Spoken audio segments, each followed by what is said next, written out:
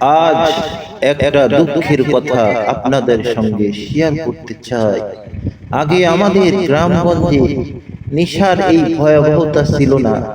মানুষ ছিল সহজ সরল, সুখে দুঃখে মিলেমিশে জীবন কাটাতো। কিন্তু আজ ইয়াবা, ফেন্সিডেল, আইস এইসব নেশা গ্রামে গ্রামে ঢুকে পড়েছে।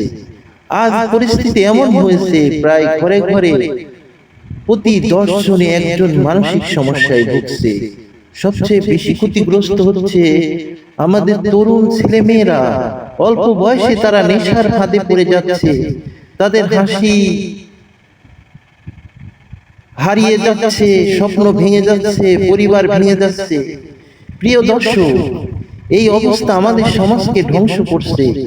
এখনই যদি আমরা সচেতন না হই, তবে আমাদের ভবিষ্যৎ অন্ধকার হয়ে যাবে। আমি সাইকিয়াট্রিস্ট ডাক্তার মোহাম্মদ সোহেল। যারা এই সমস্যায় ভুগছেন, হতাশ হবেন না, আমি আপনাদের পাশে আছি। আমার কাছে আসলে আপনারা পাবেন সঠিক পরামর্শ ও চিকিৎসা। আসুন নেশা থেকে দূরে থাকি, সন্তানদের বাঁচাই, সমাজকে বাঁচাই।